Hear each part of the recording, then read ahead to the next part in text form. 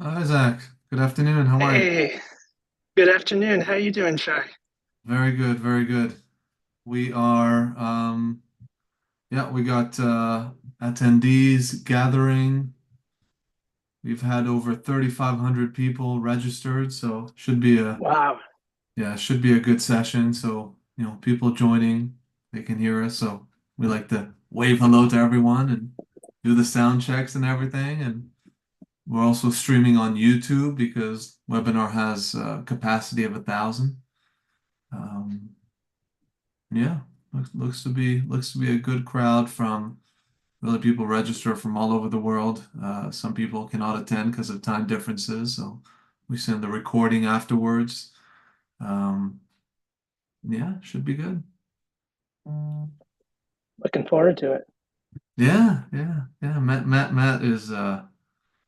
Matt is an old dog here. He's been doing these since the first one we did last But I'm last coming. February, right? Last February was the first one we did. Yeah, but I'm mixing up my style here because I like to roll in like with 30 seconds to spare, usually, just to make Shy sweat a little bit, but you Yeah. know, not today. Yeah, yeah. Usually he rolls in with 30 seconds to spare and then he can never activate a Zoom. So then finally joins as a participant. I gotta promote him to a panelist.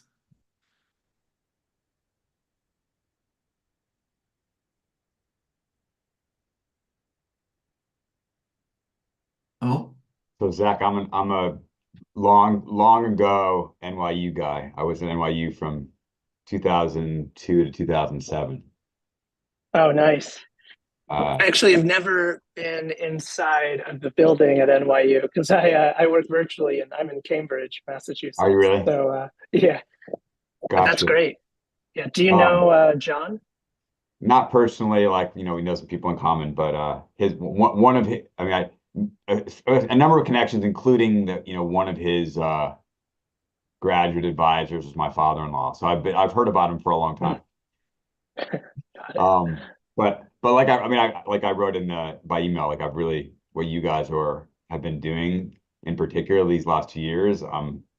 Uh really admire and drawn a lot of inspiration from it and point a lot of people towards your work. And I think it's really an amazing example of actually going and Hmm, finding evidence to answer questions and persisting and reframing the questions and asking them again and asking them again in a way that's actually um, driving some genuine knowledge. So it's really helpful. oh, and that's clarity on great. a topic that, there's been so much delaying and obfuscating and we still don't know. And you guys are basically coming out there, you and John and Gene come out and no, we know. We actually know. Yeah. Yeah, we're coming out swinging on Pretty this. much. Pretty much. This is I mean, this is the third or fourth session. I think the fourth session that we're doing on either digital and social media that is directly or adjacent to that topic. So we keep coming back to it because Hmm, there's just so much to mine and so many related questions to the yeah, question. And really, the main thing is practicalities. Okay, so help us understand the problem in simple terms, help us understand what we need to do yeah, within the realm of what we can do as parents, as educators, as medical professionals. That's where I think this format and the type of conversation that we've been having have been resonant with people because, you know, people just want actionable advice, and that I think is what we try to provide. that's great. Yeah, the experience that we've had over and over is that most parents are just so sick of the way that screens have taken over all of their kids' lives, and so yeah, hopefully we can provide some good actionable steps. Yeah,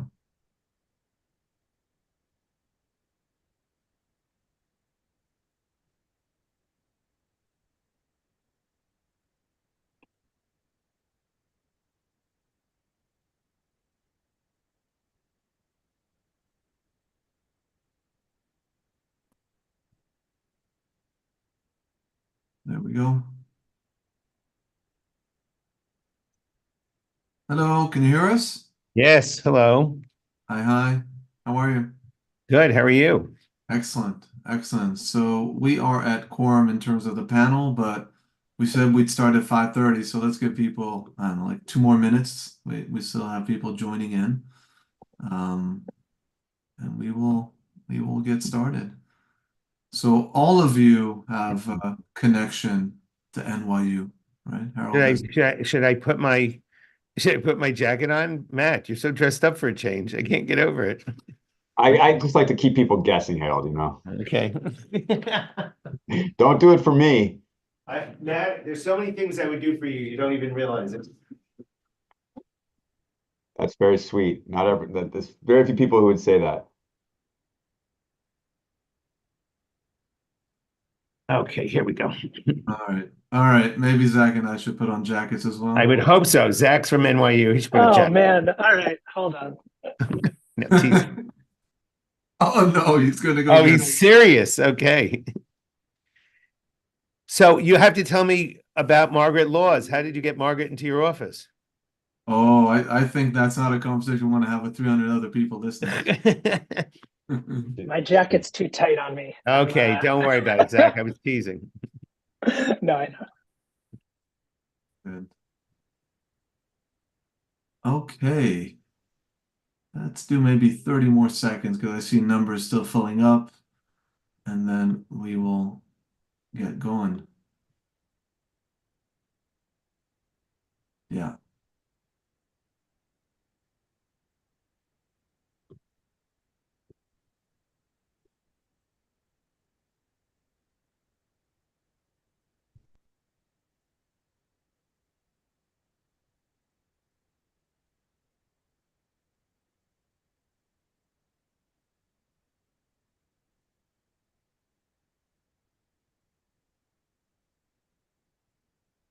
All right, I think we can get started, and those who will join us in progress. So, hello everyone. My name is Shai Idelson. I'm one of the founders of Fort Health. We are a mental health practice providing care for children and families in New York, New Jersey, Pennsylvania. And along with care, we also provide free educational materials for families all over the world with sessions like this one. Now, each month we bring together clinical leaders and researchers to discuss a topic that affects the mental health and well-being of young people. Our goal is to provide you with skills, actionable advice based on real clinical experience and real scientific evidence. And today focuses on evidence and skills related to the fact that our children have never been more connected, but at the same time have never felt more lonely, and that loneliness is bad for their health. Now, some stats here that, again, intuitively should make sense to you as parents, educators. Loneliness among adolescents has doubled between 2012 and 2018. And by 2021, 53% of high schoolers reported feeling lonely. Meanwhile, at the same time, half of US teens spend over 4 hours a day on social media. And the numbers of high school seniors who met friends in person almost every day dropped by a third from 2010 to 2022. And finally, 63 independent studies cited by the US Surgeon General last year found that loneliness increases the risk for depression and anxiety among children and adolescents. So, what's happening here? Well, time spent socializing through screens is replacing time spent socializing in real life. Second thing, socializing through screens does not provide the same social, emotional benefit as socializing in real life. So more and more young people feel loneliness, which increases the risk for depression and anxiety both have been on the rise. Now, as parents, none of this comes as a surprise. You instinctively know this. But you also instinctively know and probably have experienced that the best way to get into an argument with your kid or your teen is to tell them to put the phone down and go meet with friends. We've all been there. So, what are we supposed to do? Well, as always, there isn't one single simple answer, but we've gathered this panel here to help provide some actionable advice. On the panel, we have Dr. Harold Kopovitz, who's the president, founder, and medical director of Child Mind Institute. We have Dr. Matt Beal, who's the chair of child psychiatry at Georgetown University. And we have Zach Roush, who's a clinical researcher at NYU and is right now working with one of the most prominent social psychologists in the world, Dr. John Haidt, on 2 books and a plethora of research exactly on these things. I'm going to use first names here to avoid any awkwardness, if that's okay. So what we're going to do is we're going to have a roundtable discussion with questions, and we're going to cover 3 things. Number one, how the dynamics of friendships have changed and the impact of loneliness on mental health, just the evidence. Number two, what are some parental skills to encourage social interactions while minimizing the risk of conflict with your young person? And number three, some clear guidance on when more help is needed and how to talk to your child or adolescent about accepting that help. So, why don't we just get started here? Now, this is, again, an open discussion. Sometimes we're going to talk amongst each other. We're going to talk over one another. Feel free to ask us questions in the Q&A. Some of you already have. That's the whole point here, okay? It's not a lecture. So, Matt, why don't we start with you? Help us understand, how does social isolation increase the risk for anxiety and depression? Sure. Thanks, Shai. Thanks for bringing us together, and Harold and Zach. It's great to be with you guys as well. So I think that sort of taking a journey into the life and minds of young people, of kids growing up and kids entering adolescence. So much of becoming a teenager and developing emotional health and independence as a teenager has to do with social interactions and interactions with peers in particular. And everyone who's ever been around a teenager knows, particularly as a parent, that you lose credibility and you lose importance in your teenager's eyes abruptly, and very meaningfully as they enter adolescence, because they are turning towards their peers for social information and for social enjoyment. And so much of maintaining emotional health comes from interactions that kids have with their peers every day, interactions with close friends and also interactions with acquaintances. And those are sort of salves or balms against becoming anxious or depressed in all kinds of ways. Talk about anxiety first. Everyone has some natural social anxiety about being, am I good enough? Am I going to be accepted? Am I going to be liked? Am I going to find my group? Am I going to find my tribe or my people when I go into school every day or out into the world? And that fear is natural, and it is only overcome by interactions that have a reasonably positive outcome. And so you have, as a ninth grader walking into high school every day, as a 14-year-old, you've got 1,000 interactions a day that are social in nature. And if 550 go pretty well and 450 go not that great, on balance, it's been a pretty good day. And it's going to make you slightly less socially anxious, slightly more willing to put yourself out there socially the next day. And the way that people develop a sense of confidence and competence as a social being is by having those interactions in person each day.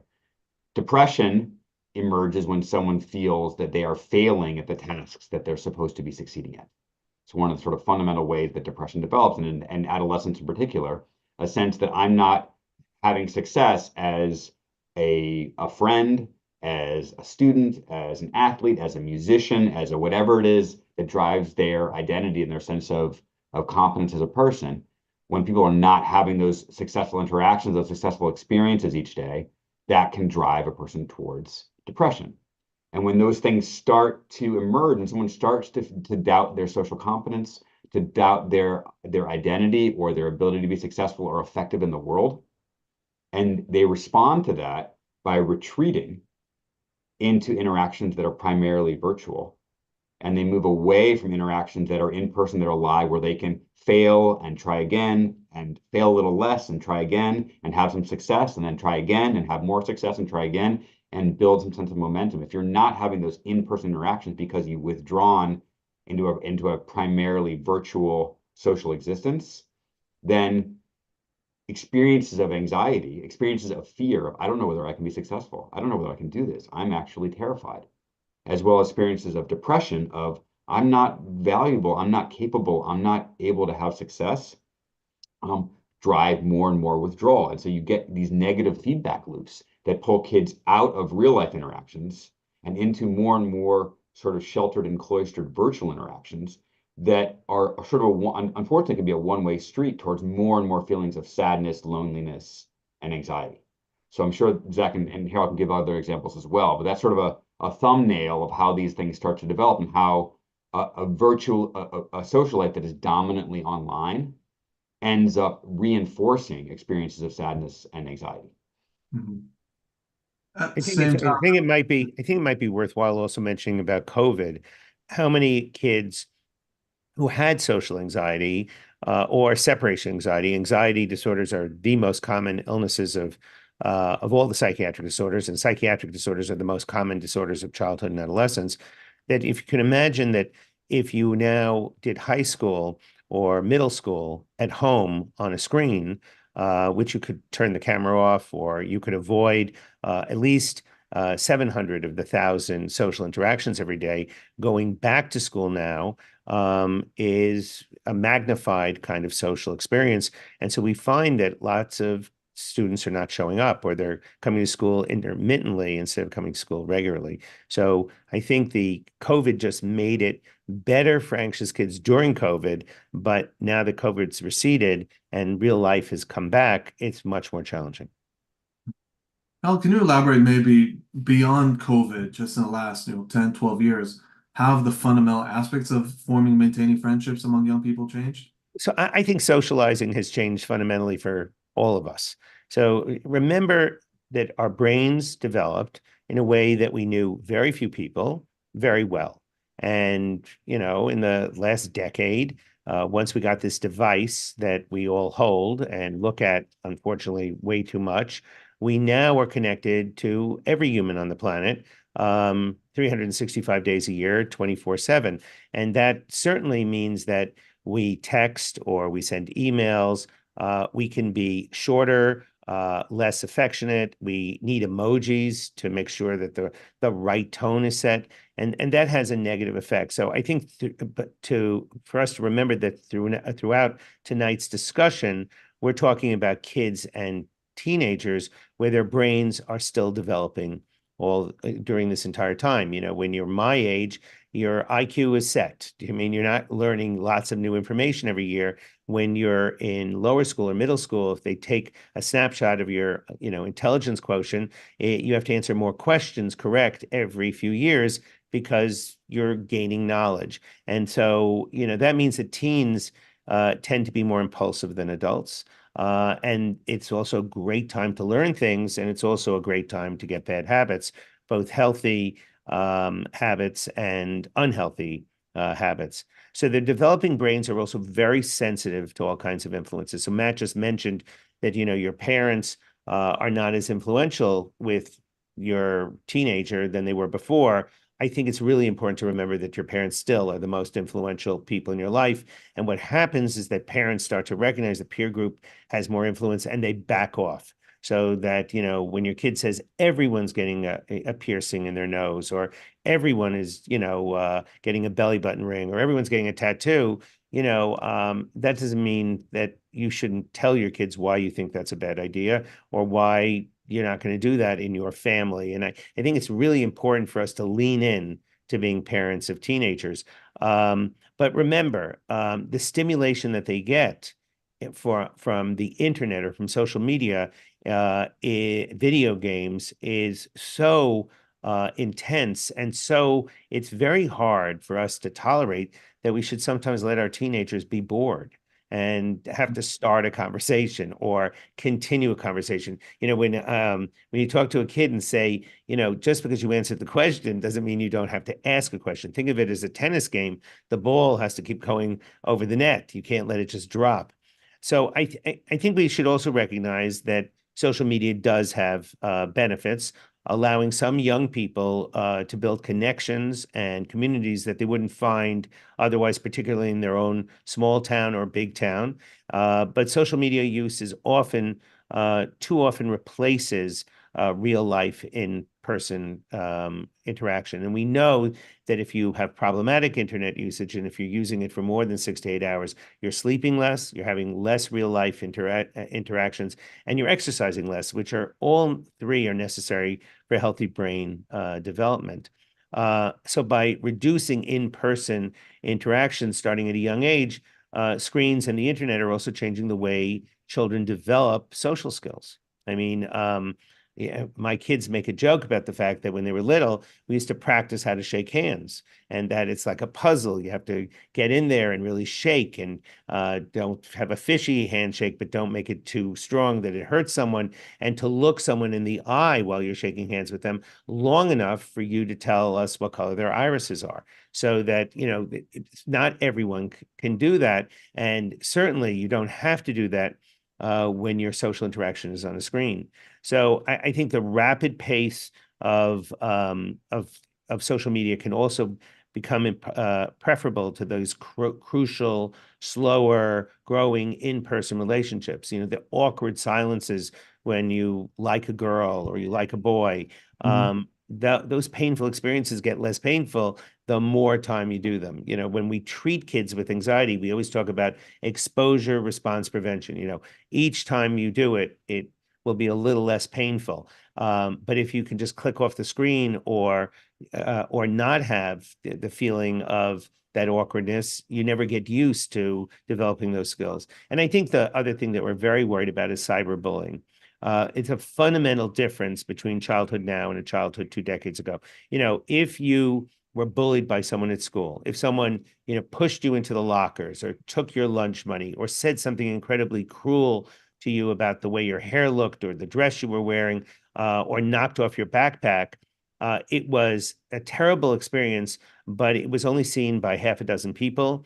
And you came home and you could tell your mom and dad about it. The fact that cyberbullying can affect you in front of everyone you know, or everyone you potentially know, can make it all the more painful. And the fact that it doesn't disappear really magnifies this insult to a much greater extent than the push, the shove, or the ugly comment about your clothes. I So want to. yeah, go ahead. No, sorry. I just want to build on something you just said, and link it to another concept. Sometimes it gets harder to distinguish between cyberbullying and just conflict.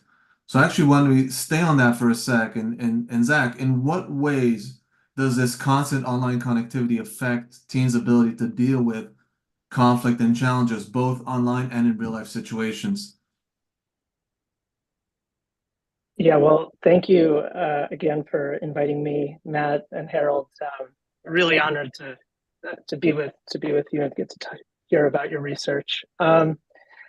So I think what I think would be my frame, maybe to start answering your question, is to think about, and Harold spoke a bit to this, is like, what is childhood? What is adolescence? And taking this very long view about what childhood has been like for thousands of years. And one of the key components, I believe, of childhood is that we're given this period of 10 years. Like our bodies grow very slowly at first, and then it kind of stagnates for a while, and then we grow really quickly again. And this period of childhood, evolution kind of designed this period for a period of cultural and social, emotional, physical learning, to learn how to navigate and be part of the communities that we're in. And one of the most important pieces of both childhood and adolescence is that the mistakes that we make in order to learn are low cost. And so when we play with other kids, when we're out on the streets, we fall a little, we scrape, we have some bruises. It's not permanent. It doesn't stay forever. It's not online, and it's not in front of an audience. And this, I believe, is really one of the major dynamics that have changed in kids' lives, is that they're always being watched and everyone knows what everyone else is doing. And you have this sense that what you post today on social media or what's happening online could stay with you for years. And so making a mistake feels, there's a level of cost to that, which is really distressing. And so that's the first thing, is that moving into the virtual world increases this level of costliness, which makes it harder to make mistakes, which makes it harder, I believe, to learn and grow. But the second point, which might seem kind of ironic to my first one, is that there's this key idea from a mathematician at New York University. His name's Nassim Taleb, and it's this concept of anti-fragility. And the idea is that kids are, and human beings uh, sorry, let me step back. There are things I have it here, like a glass, that if you drop it and you apply stress to it, it's going to shatter, it's going to break. You don't want to apply tension or conflict to this kind of system because it's just going to fall apart. But then there are systems that are robust. You drop it and it doesn't break, but it doesn't get stronger. And then there are systems that are anti-fragile that require stresses and strains on it for it in order to grow. And kids and human beings are anti-fragile. But what I want to kind of propose here is that we're anti-fragile to the thing that we evolved for, the kind of childhood that's low cost, low stakes, making mistakes, and we build this up as we grow older. And as we've moved into this virtual world, as the costs are high, it really disrupts the system of developing this strong sense of internal competency. And I think that really has made it hard for kids to manage conflict and challenges. Mhm. Yeah, Yes. just Shai, I just picking up on something that Zach said, that I heard from a teenager the other day, and I think this will resonate with anyone who's a parent or an educator on the phone who has teenagers now. You know, because teenagers now were babies and toddlers in 2009, 2010, 2011, 2012. And what this teenager told me is, my parents are always wondering why I always have my phone in my face. And they don't remember that when I was 2 or 3 years old, their phone was in my face, taking pictures of me, hundreds of pictures a day, and shooting videos of my first bite of mashed peas and of my first steps and of my first time in the pool. And everything that I did was being documented. And they think it's strange that now I've got this thing glued to my face, which I thought was a really astute observation by this 14-year-old. And it picks up on what Zach says about childhood now being a performance for an audience in a way that it really never was before. And so I think that can perhaps give us as parents and educators and clinicians some particular empathy for these kids who are digital natives and for whom a screen in your face is you've never known it any other way. And it was actually your parents who were modeling Yeah. by filming everything you did and also by the habits we all have with our own devices as well. Yeah. But also just trying to remember that low cost. I love the idea of childhood and adolescence being filled with low cost mistakes. Mhm. And, Jennifer Wallace has written a book about always too much. And it's basically about this toxic environment where everything counts, that performance is always counting instead of effort. And the nice thing about childhood and adolescence is to remind your kid there is no permanent record card. You can fail something and then succeed, the very next day. And that those failures can actually be positive. It's the way we learn. We make mistakes and we learn. And I think that if we're recording everything or we're constantly comparing ourselves to other people, it's very challenging. And I think it's all of us. I think it's parents too. I remember when my kids were younger and I'd come out of Central Park and I would complain to my wife that these little girls were saying, Mommy, I want more peanut butter and jelly, cut the crust off. And my kids seemed to be grunting and pointing. I thought, like, how did I get the dumb kid? Or you later on, start talking to parents, at a dinner table and they say, oh, my kid invented penicillin, my kid won the Nobel Prize. You're getting the elevator, you think, how did I get the dumb kids? This doesn't seem correct.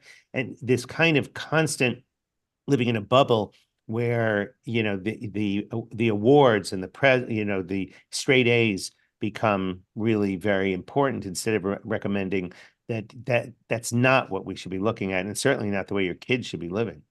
Mm. I want to go back to the comment made earlier with Matt about parents are the ones who are modeling those maybe not destructive, but maybe not ideal behavior. So maybe that's a good segue. Move into the second section about parents. So Harold, why don't we actually start with you? How can parents initiate conversation about the value of real life social interactions without invalidating their teen's digital experience? So first and foremost, I think parents really have to set rules and guidelines for social media very early. I mean, what's appropriate, what isn't appropriate. I think that parents in general should wait at least until a child's in eighth grade before they get a phone. And if they get a phone, you might even consider just a phone, not one that's connected to the internet and to social media, just a way that you can speak to your kids. But I think there's a constant conversation about what is appropriate and what isn't appropriate about social media, and whether or not, kids should be looking at screens, and what can you replace screens with. So I think that becomes the harder part. The parents have to spend a quantity of time and quality time with their kids. So, what are those real life experiences? Reading to your child, talking to your child, finding a structure that makes it easy for you to do it. So, if you're one of these very active individuals, then going for walks or jogs with your kid, or throwing a ball with them. If you're not, preparing food, setting the table. But I think it's really important to set up ritual. I really think that that's one of the most important things. And by the way, those rituals will really hold firm and be very important if something bad happens, because the kid will remember that every Sunday afternoon we have dinner together, or dad always takes me for breakfast on Saturday morning, or we as a family just veg out on Friday evenings. And we even practice gratitude and going around and sharing, not in a perfunctory way, but sharing about the highs and lows of the week, or the thing that we're most grateful for, the thing we're most happy about.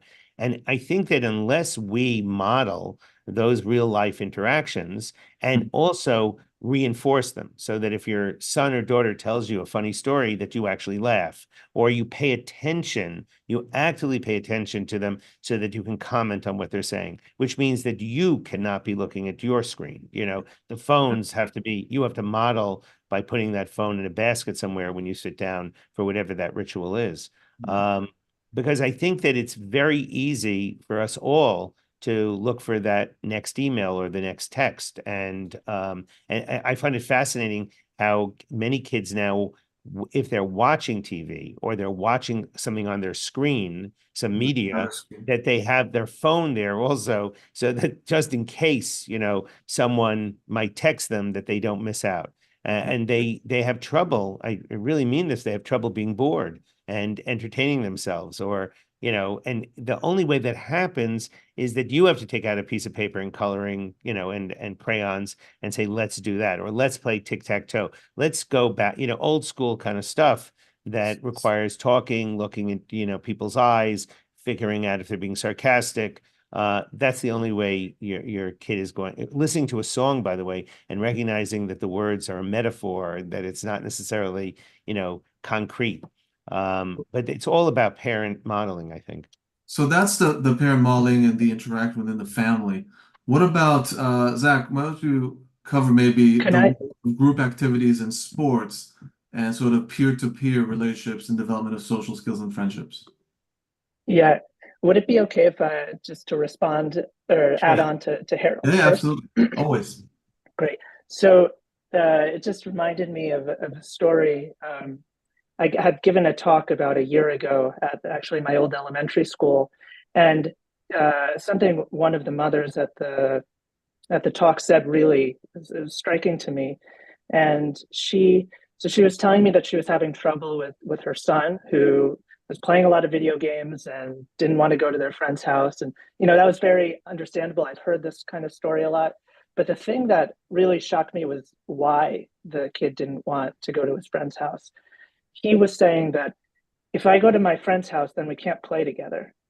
And what he was talking about was that he needed to be home to have a screen and his own headset in order to play his video games with his friends. And what I found so striking about this is that the incentive has been flipped, that we need to be physically isolated in order to be socially connected. And that's a really new, strange dynamic that we're living in. And then just yesterday, I have this quote here that I thought was amazing, which was it was a girl. She said, liking someone's photo on like Instagram is like the same as picking up a phone and calling someone. That's the experience Right. that it is. And so what I guess I'm trying to say here is that friendship and social relationships are online, and the incentives are really, really strong to be on these devices if you want to stay connected with other friends. And so in my view, we're facing what's called a collective action problem, where we can't solve any of these problems as individuals alone, or it's going to be very hard. So if one family, let's just say, decides to pull Instagram smartphones away from their kid, they're going to be the only kid in their class who's going to be dealing with this, and you might feel more isolated. And so I think one of our biggest suggestions, John and myself, is that families should work together, coming together as a group of 4 or 5 families, deciding as a group, we're going to say we're going to delay, smartphones until age 14, and then our kids are going to play together. And so it will help shift that dynamic where you don't need to be online to be connected.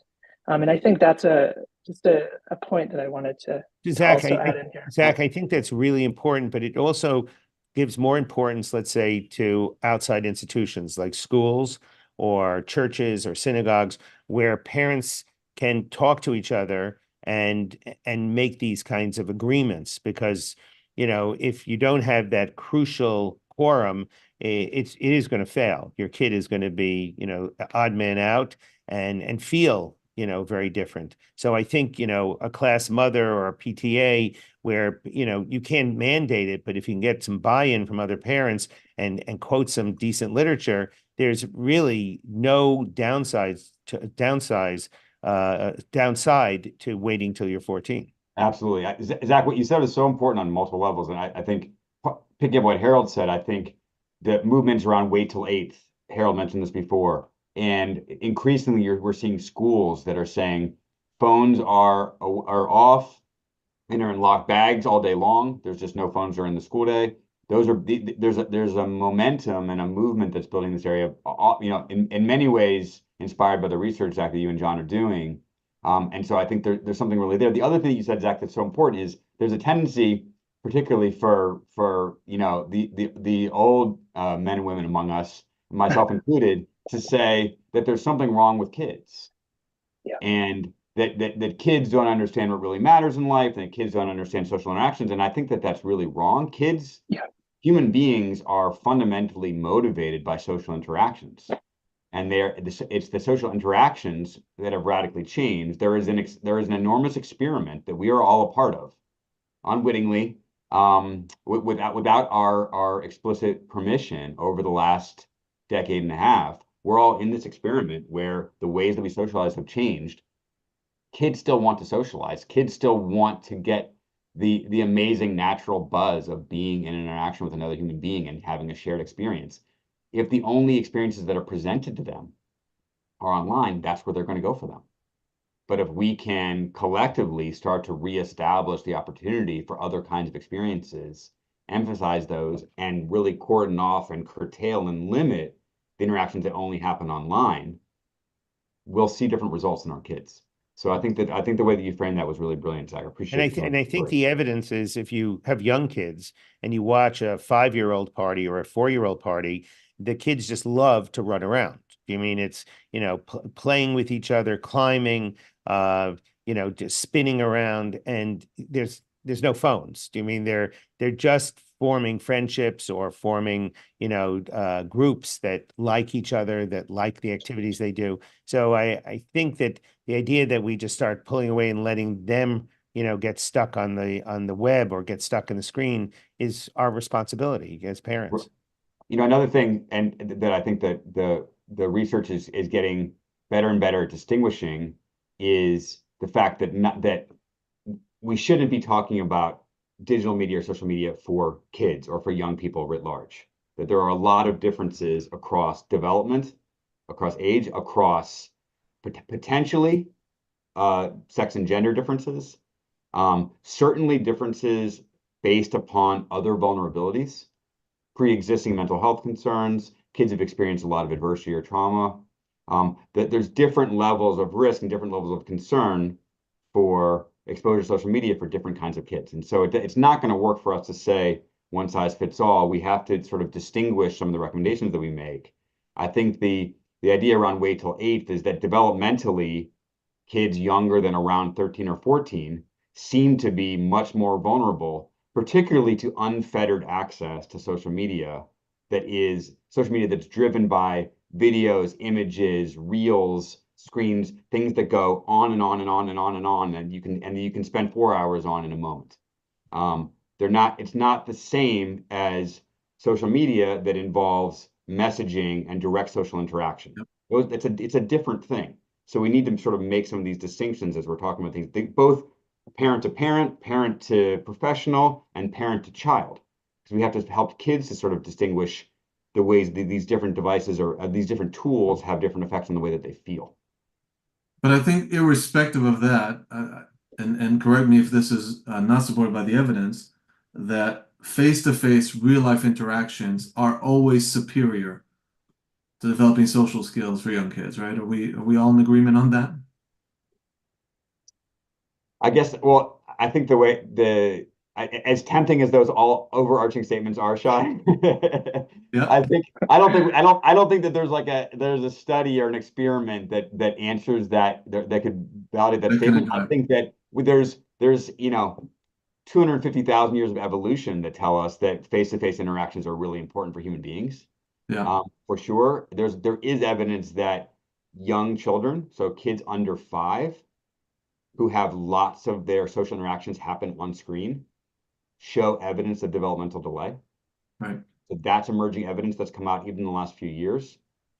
That lots of screen time before your 5th birthday is associated with delays in language development and social skills development. Mhm. As kids get older, it probably gets a lot more complicated what the balance is. But I Right, think but I think Matt is being very professorial, and I'm very respectful of that. But I think empirically we do know that you conditioned the statement by saying teaching social skills, and there is no doubt that social skills learning social skills from social experience in real life is definitely more powerful than learning social skills on a screen. Yeah. It's much easier to be inattentive. It's much easier to multitask. It's much easier to miss the subtleties that you wouldn't miss in real life. And one thing to add here is we're kind of talking about this idea of reclaiming childhood for kids in a way. And, on one side, we're talking about this new immersive virtual world that's kind of took up every single moment of kids' lives. But there's also, from John and my perspective, there's another piece to this story. And we see that there are kind of two big, well-meaning mistakes that we've made generally is that we've overprotected kids in the real world and underprotected them online. And so what I mean by this is like a Pew Research Center recent survey found that parents on average said that children should be at least 10 years old until they play unsupervised in their own front yard, and 14 years old to be unsupervised in a public park. So so what I'm talking about here is that not only do we need to change, I believe, the amount of time that kids are spending online, but we need to give the kind of childhood that most of us who are above the age of 30 experienced as a kid, which was mostly what's called free play, unsupervised mixed age group play with other kids, where you're learning to self-govern and cooperate and have, those low-cost mistakes, interactions that I was talking about earlier. But if everything is highly structured, highly supervised, where the stakes are really high, you have that permanent record on you being tested constantly, both one that makes the allure to the virtual world even stronger, and it doesn't allow in the same way. We can think of both of these things as experience blockers, blocking our capacity to for kids to really thrive. So I think that it's both creating the conditions in the real world that help kids thrive, and also helping just move away that virtual world to give that space. I think yeah, what you just said, Zach, about play versus play dates. So in the 1990s, people started having play dates, and it was organized. It was the same, usually same sex, same age. Someone hovered over you, and I distinctly remember, since I'm the oldest person on the screens here, that I played. When I was 4 years old or 4.5, we moved to a new neighborhood in Bayside, Queens, and my parents let me play as long as I didn't cross the street. So can you imagine that you let a 4.5-year-old go around the block because there were a whole bunch of other kids who were somewhere between 4.5 and 8, where you did self-govern. That's absolutely true. Also, if you walk to school later on, when you're 6 or 7, you walk to school, which can you imagine letting your kid 6 or 7 walk to school? If you did something bad, like cross in the middle of the street, by the time you came home, your mother was waiting for you out on the porch to say, "Are you out of your mind? You crossed in the middle of the street. You could have gotten run over by a car." So I think there were more eyes watching you, but nevertheless, there wasn't this organized a social life for kids. Right. So there was a more free flowing kind of social experience. So Yeah, I want yeah, to actually open sorry. up to a question here that someone from the audience asked about 30 minutes ago. And again, I want to get to solutions here. And I think this question is just so astutely phrased. The question is, how do you encourage your teen to have those real life interactions when they want to stay home and be on their phones when it's supposed to be, stay home, be on their phones and with their phones. So just, again, I might be oversimplifying, but what's your best advice here? Well, I mean, it is an astute question. Astute question. You're right, and it's also a question that can only have highly personal answers. There isn't a piece of parenting advice for this that works for every child and family. And there's a lot of questions I see in the Q&A that I want to be really respectful and mindful of. Is that there are a lot of kids out there who are struggling right now, and they're struggling out of a profound sense of loneliness because of a sense of apartness or a sense of difference, where as a result of mental health conditions that they have, as a result of family factors, as a result of gender or sexuality, and those kids may be finding a very rare sense of community and connection online. And so as we're sitting here talking about we want to reduce kids on time online, are we threatening what has been an oasis or a refuge for some kids because they're able to find connection online? And that picks up on Zach's point earlier about, it is real socializing. This is real socializing. So I don't want to oversimplify it. And anyone who has ever been a parent or a friend of a 14-year-old knows that the last place that they want advice from is from their parents. And so it is oftentimes ineffective. It's usually ineffective, and it is sometimes counterproductive for parents to try to engineer their kids' lives out of this problem. To say, let me make you, as to Harold's point, let me make you my 14-year-old a play date, plans with your friends. Let me help you join a club, or let me that really is hard rowing with teenagers. So I don't think there's a lot of direct things that parents can do to interrupt this, but there are a lot of indirect things that I think can be helpful. And so, I mean, I'll name a few. I'm sure that Harold and Zach have ideas too. I mean, I think with everything we talk about with kids' mental health and kids' well-being, the first question parents need to ask themselves is, what am I doing? What is my phone use, and what is my loneliness? Because as bad as the rates are of loneliness among kids that you cited at the outset, Shy, they're nearly as high in adults. American men, adult men, I think 30% of American men have fewer than 3 friends. So there's a lot of loneliness among us, fathers and mothers and grandparents and uncles and aunts. And so what are we doing to address our own loneliness? What are we doing to address our own depression and anxiety? What are we doing to address our own addiction to our phones, which are very real? So I think that's the place to start, because much more than what we tell our kids to do, our kids are watching what we actually do ourselves. And so if we're committing to spending time with friends, or we're committing to social activities, we're committing to practicing better habits and hygiene with our phones, that's the single biggest influence we can have on our kids. It's because the kids are very sensitive to hypocrisy. And if we tell them to do one thing, but we're doing something else ourselves, they're really going to pick up on that right away. So that's the first place I'd start. And the second place I would ask parents to ask their kids about is to start to pay attention to how you feel when you've been on your phone. And there's a real difference that kids will tell you if you ask them.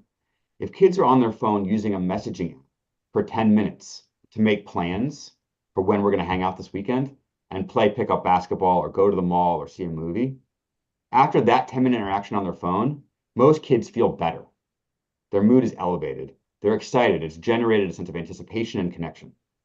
And then ask a kid how they feel after they've been on their phone for 2 hours on TikTok, or after they've been on their phone on Instagram Reels for 2.5 hours, watching reel after reel after reel, video after video, first of their friends, and then the longer and longer they spend on Instagram, they're watching more and more extreme and upsetting content, because that's how the Instagram algorithm works. And ask a kid how they actually feel after 2 hours being on their phone on Instagram, and they usually feel pretty lousy. They usually feel like their mood is down and depressed. They feel sort of strung out. They don't feel so great. They feel restless. And helping kids to tap into what is the actual impact that interfacing with these technologies is having on their mental state. One of the beautiful things about kids these days is that they're interested in their own mental health. Like that's a real phenomenon that's happening among young people. They're interested, they're curious about their own emotional well-being. So ask them to reflect on how their use of their technology has influenced on their mental health and to actually pay attention to it. It has a huge effect. I was talking to a friend of mine today whose kid was using way too much Instagram, and the kid's a soccer player. And he had 2 games in a row where he had lousy games.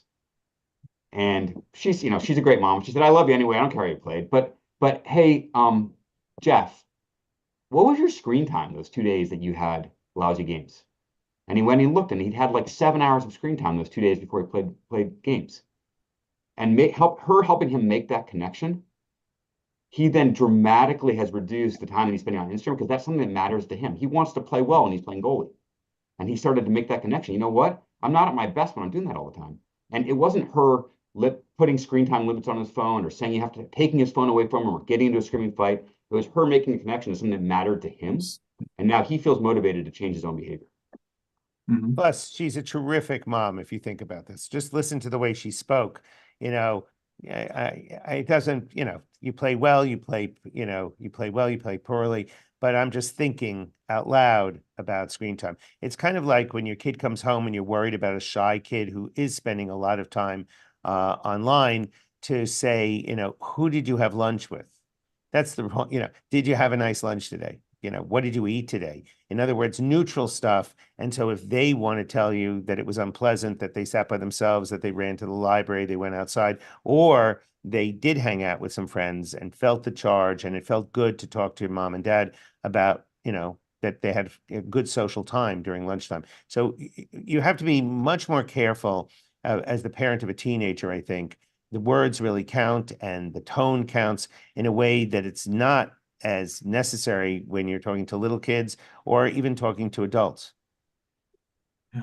One so Matt, I loved what you were saying, and there's just one piece that I maybe would just want to push back on just a little bit, and that is, so there this idea, and it's absolutely the case that some kids find community and connection on social media platforms. What I do think is really valuable, and Matt, your point about we need to have the right nuance for this discussion of, are these direct messaging platforms, or are we on Instagram or TikTok? When we're talking about Instagram and TikTok, I just want to just reiterate or make the case that the business model here is designed to capture kids' attention. And the kids whose attention is captured the most are the most vulnerable kids. And so what we see is that actually, in terms of harassment on platforms, the impact on mental health, this is typically the worst among LGBTQ youth. It's the negative side. There was this Common Sense report that found that more LGBTQ girls preferred to not have social media in their lives than non-LGBT kids. And so there's just a sense that the community that is offered on platforms like Instagram, platforms like TikTok, they don't replace the kind of community that we can foster in the real world. And I would really I love the idea of well, to me, so trying to build those in-person communities, and that focus on how do we as adults, build strong relationships with our neighbors, with our friends, and yeah, and the last point is just in terms of institutions. So in addition to, that idea of working with other families to come together to create those collective action solutions, schools are a really important place for change, where if we can get devices out of schools, it's a very common sense move, right? We don't let kids read in class, and we can do a variety of things where we can get 7 hours of the school day where kids are back having the kind of interactions that we had for a very long time. And this is something that can be done collectively. And so one thing that we can do is as parents go to the schools and advocate to try this out and see, how does 7 hours of the school day impact your kid in the long term? And by the way, people have gotten so used to it, they'll say things to you like, "Oh, but I have to be able to be in touch with my child." Why? You mean you can't call the school office? If there's a real emergency, or I want to know how he did on his test, I think we can wait until 3 o'clock or 4 o'clock. So there's something else you said, Zach, about vulnerability. We have done a study at the Childmind Institute that looks at problematic internet usage, and it turns out that if you have a mental health disorder and you have problematic internet usage, as defined by being online for more than 6 to 8 hours a day, your symptoms will get worse. The most vulnerable people to problematic internet usage are kids with mental health disorders, which is 1 out of 5 kids. But if you don't have a mental health disorder and you're spending 6 to 8 hours, you will sleep less, you'll have less interactions, real life interactions, you will exercise less, but you don't develop a mental health disorder. In other words, the toxicity of the social media isn't creating mental health disorders, it's making kids with mental health disorders significantly worse, particularly for whatever reason, kids with depression and ADHD more than anxiety, but they get more symptomatic. That I think is such an important distinction, Harold, because it's so simple. Again, as a non-clinician, it's so simple for me to just look at it and say cause and effect here. Yeah, it Um, goes one direction. It doesn't go in the other direction. And yeah. it's important for parents to know that. But So, what it does and do, I think, I'm sorry, sorry, I think what you're saying is spot on here. And there's only 24 hours in the day. right. So it does displace something. Even for kids for whom it doesn't provoke a mental health crisis, it is displacing sleep, it's displacing other things. And Zach, I appreciate the the dialogue around particularly vulnerable kids. And I think the key to me as a clinician is that we not just talk about what we're going to be taking away from kids. Yes. Because kids who are getting bullied online, but are also on a Reddit thread or on Discord and finding community, that is very threatening to kids who really have Yes. not been able to find it in real life. And we need to be working on an institutional level with schools as well. I mean, there's a totally brutal story in the news today about a non-binary kid in Oklahoma who was bullied online and physically at school and who died. And so kids who are minoritized feel endangered, and they should, and it's legitimate. And so until we create safer in real life places for kids to be and re-enrich those environments the way that they were when all of us were younger, I think it leaves things half said to just talk about sort of taking what are we going to take away. But I think you're absolutely right that a lot of those online spaces are most toxic and most problematic for some of these minoritized kids. So I think it's And in these things so are many complicated. ways, and in many ways, we're going backwards.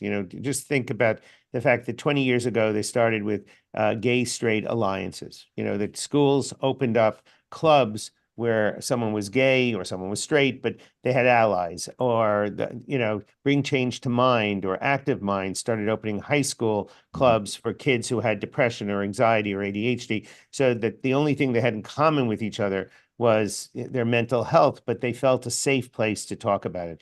And, with some of the new restrictions that are coming up in different states about what you can talk about, what you can't talk about, I think it pushes people deeper into a closet, whether it's a mental health closet or a gay closet or a trans closet. And those are dark places. I mean, those are not safe places. You want these kids out in the open, being able to get the support in real time, in real life, that they very often need. Absolutely. Speaking of support, we would typically go into Q&A and there's 62 open questions, and I already know we're not going to get through to most of them. But there's sort of one last cluster of the discussion that I want to touch on, which is what happens when kids do go into a darker place, and how can we identify and what can we do? So maybe Matt, just just quickly and practically, how can parents identify and address signs of loneliness in their teens? So parents are always the number one experts on your kids. So if you feel in your gut that you're worried about your child, ask for help, ask for advice. Talk to a grandparent, talk to a neighbor, talk to a coach, talk to a clergy member, talk to your pediatrician, talk to someone at school and say, these are the changes that I'm noticing. I feel worried. Should I be worried? It's never wrong to get a second opinion about things that you're noticing in your kid. If you're noticing that your child seems more withdrawn, seems not to be doing activities that they used to really enjoy, seems to be struggling to get out of bed in the morning, is really struggling to sleep, has real noticeable changes in their mood, absolutely look for help, ask for advice, go in and talk to your primary care doctor, your pediatrician, and say, here's what I'm seeing. Can we figure out together what's going on? So parents are the experts, but parents do not have to figure this out on their own. And then do good research as you're also getting advice. Child Mind Institute is an outstanding, is the best resource that I know for parents to find information about what's going on with their kids and should they be worried. And if they're worried, how to get clinical help locally, wherever you are, anywhere in the country, around the world, there are ways to get help. And there are more and more ways to get help, including through virtual care and other modalities to make care more and more accessible for kids who really need some additional support. Yeah. Thank you. Zach, we spent a lot of the session talking about the maybe potential risks of social media. Do you have any clear signs that indicate that a teen's online interactions are actually negatively impacting their mental health? So the question here is there evidence pointing towards harm from being on And, social media? and basically, if you as a parent can spot, we talked about messaging is good, TikTok is bad. If I'm a parent, I can't necessarily look at what my kid's doing on their phone. So are there any signs that I can look at with their behavior or their demeanor to help me distinguish between good online Hmm. behavior versus negative? Yeah, so I guess just at the outset, I'm not a clinician, so I'm a researcher. So Yep. I definitely will defer a lot of this to Harold and Matt. But generally, it's just the broad scope is that there is a spectrum of use, and you can move to more problematic use and more towards an addictive kind of use of social media and these platforms. And generally, my understanding is you'll see typical symptoms of withdrawal. Like if you're seeing your kid pulling away, and again, I want to defer here to Matt and Harold because you guys know way more about this than I do. So, So I would tell you that, Matt's description of trusting your gut is really important. And, your gut cells are very similar to your brain cells from a morphology point of view. So there's a reason why we say trust your gut. But I also would tell you that I think parents have to lean in to being a parent. I think that you should treat your kids like they're clients. So if they're a client, you really care deeply about what their interests are. You want to make the sale. You want to make the client come back for more, whatever you're selling and whatever service you're offering. And I think that when you do that, you know your kid. So you know how your kid sleeps, you know the kid's appetite, you know what kind of passion they have, what sports they like to play, who they're following, who their friends are. And when you start seeing a change, when sleep being the number one thing, that sleep is so important for teenage brains, that they're not waking up comfortable, that they don't feel like they have energy, that they don't want to go to school, that they have lots of stomach aches or headaches, that's when I would start to be concerned. And also when they isolate more, when they don't want to hang out in the kitchen with you or on the porch, or they don't want to take a walk because they've become glued to the screen. Those are important red flags. And the only way you know that is you have to know the kid. And that takes time and that takes effort, and it's well worth it, of course. But if you're not putting in the time when there's good times there, you're not going to be able to know when the bad has come. Right. Right. Put credit in the bank. For the tough conversation. So maybe last thing for you, Harold, is how do you have that? I would recommend parents would have that tough conversation with a kid of saying, "Hey, I think you might need some help here." How do you start that conversation with them? I think it's always that how much you love your child and how much you care for them, and that it's your job as a parent to make sure they're well. So it's the same conversation you'd have if your kid's coughing and or the fever won't go away or they're limping and you want to go take them to the doctor and get an x-ray.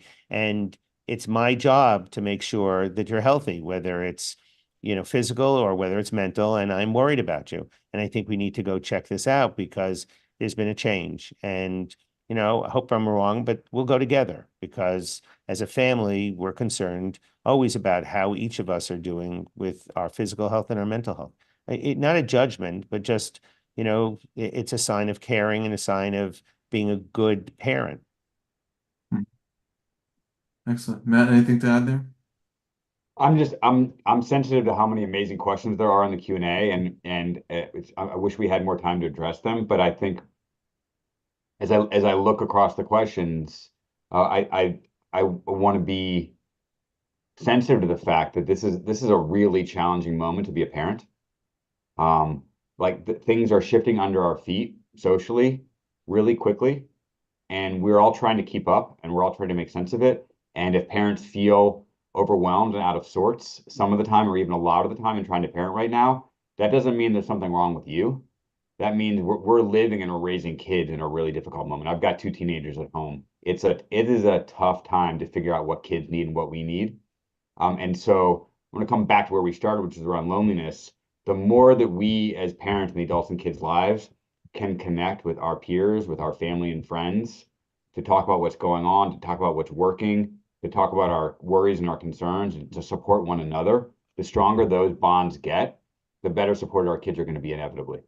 And they'll have the ability, Matt, to talk to you when they need help. I don't want to. I wanted to end on an upbeat note, but I would tell you that Web 3.0, the metaverse, is going to be a much more challenging situation than what we have now. And if anything, I think it behooves places like Fort Health, Georgetown, NYU, the Child Mind Institute, to start thinking about what are the skills that a parent has to have to be forearmed and forewarned about how difficult it is to raise a kid who's 2 or 3 now and who's going to grow up in the metaverse, Yeah, which yeah, is going to be much more and engaging and much more seductive than a anything in few a person. few questions here were about conversational AIs and what's our point of view on that. I think, unless my clinician friends can correct me here, I don't think there is a point of view yet. I think the technology is too early, and it's not even there yet. The best we can do is look at Spike Jonze's movie with Joaquin Phoenix. That's the most we have. But Well, again, here's the good news that the Childline Institute has a $75 million grant from the state of California to actually study the next generation of digital therapeutics. So, Mm. what are the things that we can develop that will be positive, either protective or positive, to benefit from AI or artificial reality for kids who won't be able to make it to a mental health professional? And how can we make pediatricians better and teachers better informed so that there can be something positive about this? But at the same time, recognizing where it's going to be a bumpy ride as so many of these things are developing at such rapid speed. yes, yeah. And on that, I mean, let's try nevertheless to end on positive. So I think the positive thing is there's resources available. You are ultimately the best resource for your child, but for more resources and more support, whether it's Childline Institute, who again I'll support what Matt said, knowing these guys for quite a few years, the best resource for families out there. Whether it's companies like ours, Fort Health, we provide care covered by insurance. Some of the research coming out of NYU and some of the work that Zach is doing with John Haidt on educating families, just be the best resource you can for your kid by staying educated, staying aware, having conversations. I want to thank our clinician friends here. I want to thank Zach. I want to thank you, everyone, for attending. Sorry we could not get to everyone's questions. There's 79 of them. We'll try to maybe take some answers and send them along with the recording. But thank you everyone for your participation. Shai, thank you for being such a All good right. moderator. All right. Appreciate you guys. Bye. Cheers.